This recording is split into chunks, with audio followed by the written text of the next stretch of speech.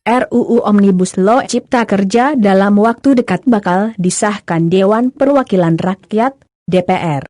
Pemerintah dan Badan Legislatif DPR sudah sepakat dengan rancangan RUU Cipta Kerja, dan akan dibawa ke rapat paripurna untuk disahkan menjadi UU.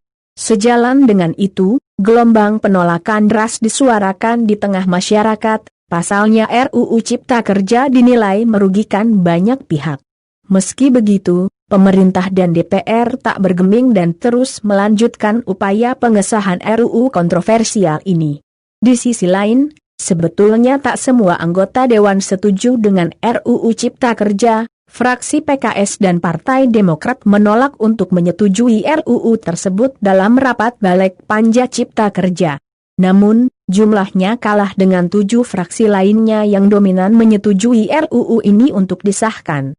Di antara beberapa RUU yang dibuat dengan konsep Omnibus Law, RUU Cipta Kerja menjadi yang paling disoroti masyarakat.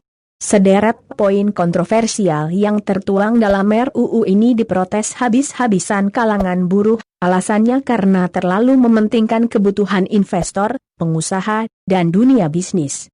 Omnibus Law sendiri adalah sebuah konsep hukum yang bisa mengatur banyak hal dalam sebuah undang-undang.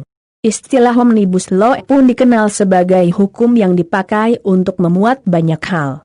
Bukan cuma cipta kerja, pemerintah juga membahas RUU tentang ketentuan dan fasilitas perpajakan untuk penguatan perekonomian, dan juga RUU tentang pengembangan dan penguatan sektor keuangan dengan konsep Omnibus Law. Dalam RUU Cipta Kerja ada 11 klaster yang dibahas, mulai dari penyederhanaan perizinan, persyaratan investasi, ketenaga kerjaan, kemudahan berusaha, pemberdayaan dan perlindungan UMKM, dukungan riset dan inovasi, administrasi pemerintahan, pengenaan sanksi, pengadaan lahan, kemudahan investasi dan proyek pemerintah, serta kawasan ekonomi khusus.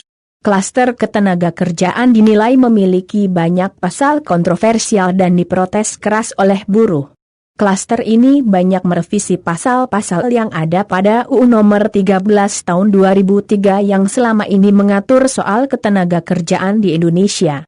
Dari catatan Detikcom, Presiden Konfederasi Serikat Pekerja Indonesia, KSPI, Said Iqbal menyatakan ada 7 hal yang ditolak buruh dalam RUU Cipta Kerja. 1.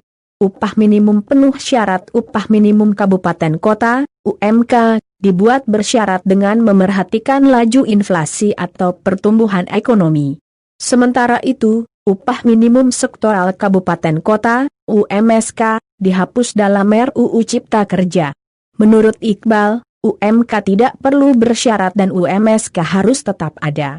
Sebab UMK setiap kabupaten atau kota berbeda nilainya.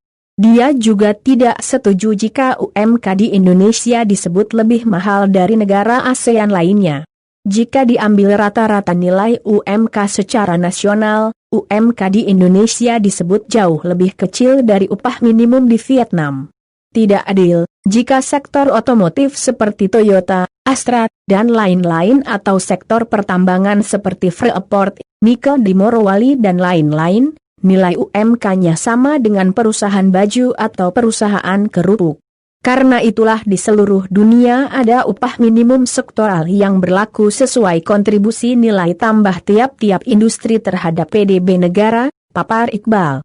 Sebagai jalan tengahnya penetapan nilai kenaikan dan jenis industri yang mendapatkan UMSK bisa dilakukan di tingkat nasional untuk beberapa daerah dan jenis industri tertentu saja.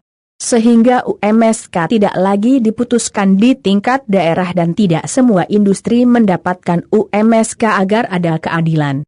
Jadi tidak harus sama rata sama rasa, karena faktanya setiap industri berbeda kemampuannya. Karena itu masih dibutuhkan UMSK, kata Iqbal. 2.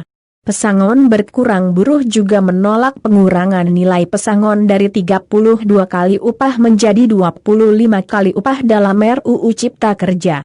Di dalamnya, 19 bulan dibayar pengusaha dan 6 bulan dibayar BPJS Ketenagakerjaan. Dia mempertanyakan dari mana BPJS mendapat sumber dana untuk membayar pesangon. Karena tanpa membayar iuran tapi BPJS membayar pesangon buruh 6 bulan. Bisa dipastikan BPJS Ketenagakerjaan akan bangkrut atau tidak akan berkelanjutan program JKP pesangon dengan mengikuti skema ini, tutur Iqbal 3. Kontrak kerja tanpa batas waktu buruh pun menolak skema perjanjian kerja waktu tertentu, PKWT, yang dihapus batas waktunya. Hal ini membuat buruh bisa saja dikontrak seumur hidup tanpa menjadi karyawan tetap. Buruh menolak PKWT seumur hidup, ujar Iqbal. 4. Outsourcing seumur hidup. Iqbal juga menjelaskan dalam RUU Cipta Kerja, kontrak outsourcing disebut bisa seumur hidup. Outsourcing juga diterapkan tanpa batas jenis pekerjaan. Padahal sebelumnya outsourcing dibatasi hanya untuk 5 jenis pekerjaan, kata Iqbal. 5. Baru dapat kompensasi minimal 1 tahun. RUU Cipta Kerja mengatur kompensasi bagi pekerja yang akan diberikan bila masa kerja sudah mencapai minimal 1 tahun. Sementara itu, kontrak kerja sudah tidak memiliki batasan waktu. Iqbal khawatir, buruh yang dikontrak di bawah 1 tahun tak akan mendapatkan kompensasi kerja. Dalam RUU Cipta Kerja disebutkan, buruh kontrak yang mendapat kompensasi adalah yang memiliki masa kerja minimal 1 tahun. Pertanyaannya, bagaimana kalau pengusaha hanya mengontrak buruh di bawah 1 tahun? Berarti buruh kontrak tidak akan mendapatkan kompensasi, kata Said. Hal itu dinilai bisa menjadi masalah serius bagi buruh. Alasannya, pihak yang akan membayar jaminan kehilangan pekerjaan, JKP, untuk karyawan kontrak dan outsourcing menjadi tidak jelas. Pengusaha bisa mengontrak buruh di bawah 1 tahun untuk menghindari membayar kompensasi. Intinya, kata Iqbal, tidak ada kepastian kerja bagi buruh Indonesia. Sekarang saja jumlah karyawan kontrak dan outsourcing berkisar 70% sampai 80% dari total buruh yang bekerja di sektor formal. Dengan disahkannya Omnibus Law, apakah mau dibikin 5% hingga 15% saja jumlah karyawan tetap? No job security untuk buruh Indonesia, apa ini tujuan investasi, papar Iqbal. 6. Waktu kerja yang berlebihan. Buruh juga menolak waktu kerja yang disepakati dalam RUU Cipta Kerja, karena dinilai bersifat eksploitatif dan cenderung berlebihan. Berdasarkan materi ringkasan yang diterima Detikcom, waktu kerja dalam RUU Cipta Kerja diatur lebih fleksibel untuk pekerjaan paruh waktu menjadi paling lama 8 jam per hari atau 40 jam per minggu. Sedangkan untuk pekerjaan khusus seperti di sektor migas, pertambangan, perkebunan, pertanian dan perikanan dapat melebihi 8 jam per hari. Buruh menolak jam kerja yang eksploitatif, kata Iqbal. 7. Hak upah cuti yang hilang. Said mengatakan hak cuti melahirkan dan haid tidak dihilangkan, yang jadi masalah, selama cuti tersebut buruh menjadi tidak dibayar.